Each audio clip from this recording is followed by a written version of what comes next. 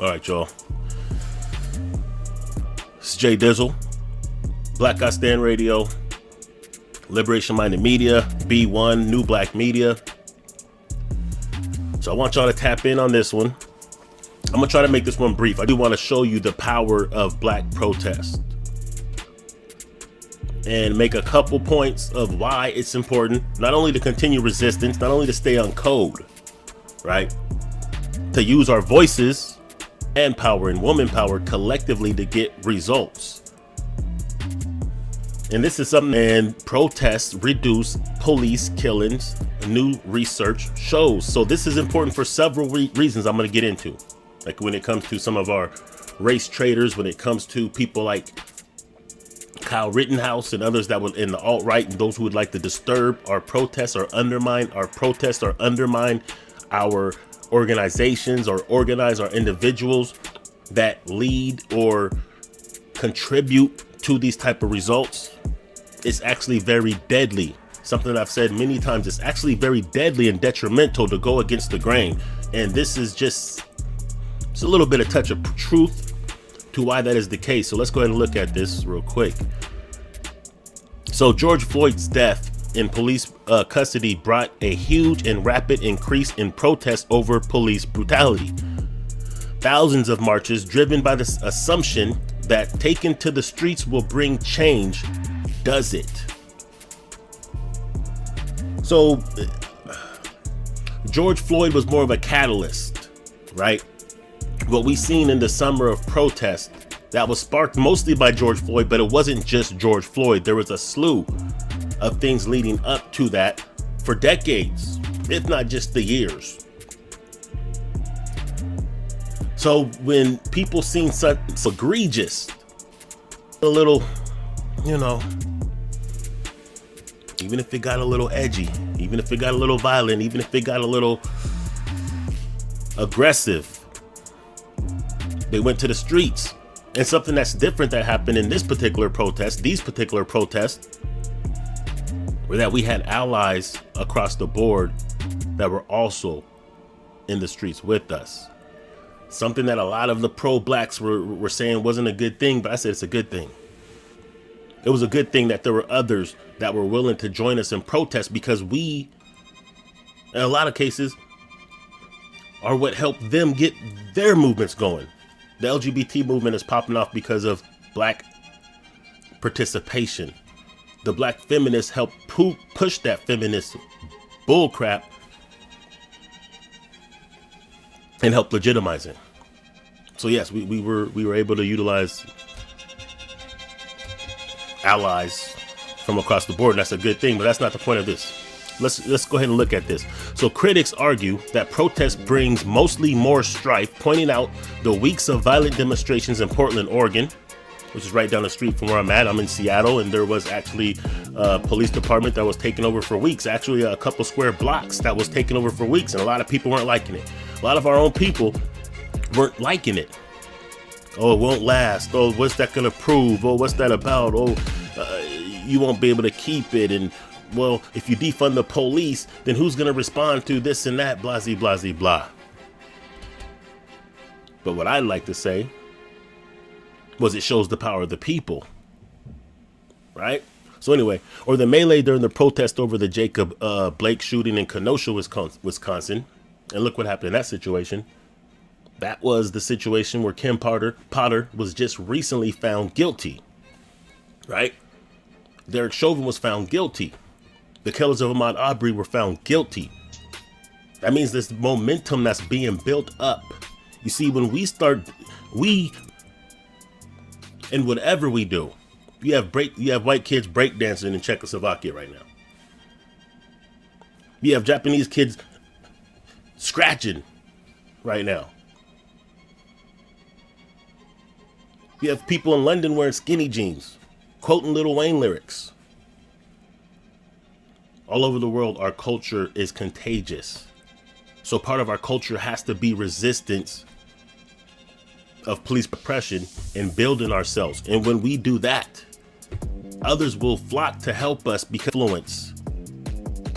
in all respects of social life. So why not use that influence also when it comes to protests, when it comes to building for our people? Anyway, Rittenhouse shootings. Okay. Is protest a positive force or progressive change? As a researcher, I set out to find out, focusing on public demonstrations against police violence that occurred years before George Floyd was killed. Now let's check this out. I highlighted this part. The results were clear, because you have to understand, when you have these Fox Newses and their puppet coons and those that only want to speak about black on black crime every time we're speaking about police brutality, and those who just say that we're just thugs if we're out there protesting, we're just looting.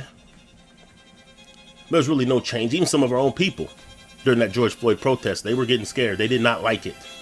They didn't like the fact that the youth were taking it into their own hands and going into protest. And the protests were getting more coordinated and sophisticated and larger by the day.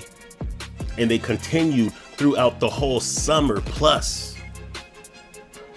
And a lot of people say, well, what does it prove? You're destroying your own neighborhoods. What does it prove? Well, we're going to see. So the results were clear, at least where the issue was local. My study of America's 170 largest cities between 2000 and 2019 found that street protests were followed by declines in officer-involved fatalities of Black and Latino individuals, though not for whites. In fact, the empirical analysis indicates that just one protest in a given city would reduce Black fatalities by 11% and Latino fatalities by 7% the following year. Let's put that in perspective. 11% reduce Black fatalities by 11%. So I think the rate right now or the last numbers that I've seen, were about every day, about every 28 hours. So that's about once a day, a Black person is killed by the police. So that would be about, 360-ish people a year? 10% of that would be 36. 11% of that, let's just say, it'd be about 40.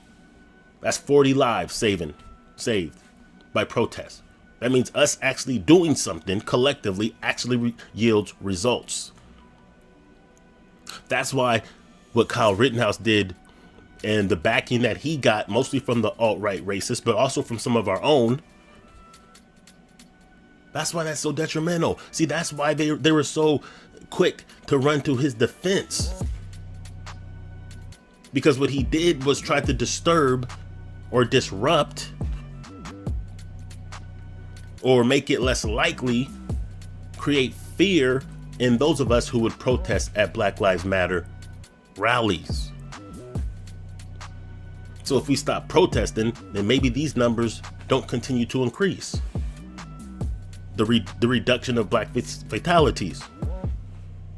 See, that's why they have his back so much, because what he did is he represented something. He set precedents that anybody could just come to one of these events, find a reason to shoot somebody at these events, and usually it would be one of us. And of course, that would create fear, and people would be less likely to want to protest. But it set precedents that, hey, anyone could just come to these events if they feel bold enough and start letting off. And not only will they be found innocent, but they will be praised. Their profile will be elevated. They will get monetary backing and possibly set up for a future run in politics, because that's who they want to set policies, people like that.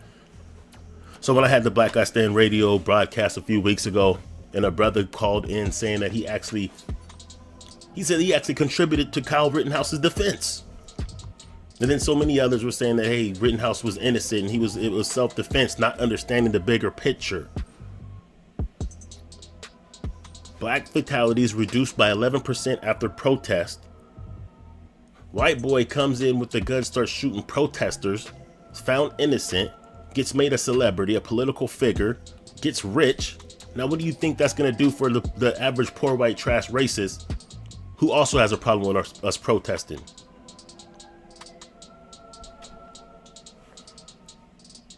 There's that. Why is it so important to go after those of us who are off code? The Taharka Bays, who has a problem with any black organization that's involved in things like these protests, like in fact, New Black Panther Party, NOI, those individuals and organizations that stand up on our behalf, he attacks. Now you see how dangerous that is, because these protests, these gatherings, the actual movement of us being productive on one accord yield results. This isn't new. This is just the first time it's actually been reported. Million Man March 1995. A lot of people say, well, what did the Million Man March do? Farrakhan didn't, he can't stop and save all of the problems in Chicago. Why should we listen to him? Why should we respect the NOI? As if they're gonna just solve all of our problems on their own. But I've done the stats before. I've done the numbers on Black I Stand Radio years ago. And I showed you the different statistics before 1995 when it comes to black on black crime, when it comes to black community. Greatly reduced after 1995. The violence in our community, the theft, the crime, all the negative stats that they use against us declined sharply 1995. Is that a coincidence that the Million Man March, which really over 2 million black men gathered and made a decision to have a more positive change in our communities, is it a coincidence that that's the same year that crime in our communities drastically dropped, although it's still overreported and they don't report the good about our communities? See, our struggle has always yielded results. It's just not going to be acknowledged by the mainstream media. That's why the black media exists now. It's not going to be acknowledged even by the puppet black old media. That's why the new black media exists now. But the results are in. And we should see this as a victory. We've seen how we've shut down things. We've seen how us collectively bringing things to light has yielded justice, even if it wasn't the exact justice we looked for. It's progress. It shows the power of black protests, of black unity, of black being on code. And this is why we have to call out those who come against us, because they're literally detrimental. Like if these protests are yielding results of 11% fatality reduction when it comes to police involved shooting, why would anybody stand in the way of that? And by standing in the way of that, by default, you are actually being detrimental. You're actually gonna cause more funerals. That's 40 less funerals if 11% reduction. That's 40 less families impacted by the death of one of their loved ones. And if we continue this, that number will go up. And we can get some things done. And that's why it's important to call out those haters, those race traitors, and to continue protesting in whatever way you protest. Whether it's social media, whether it's getting out there on the streets, whether it's putting up bags, putting up money towards certain organizations or individuals or certain things, economically getting right, educationally getting right, getting our narrative correct, staying on code, whatever it is that you do, whatever talents, gifts that you have, put it to the movement. And we will see results. That's it, y'all. Be one. Make sure you subscribe if you haven't already. Go ahead and check out Black I Stand Radio on Blog Talk and follow that. Follow on Twitter, all that good stuff. Peace.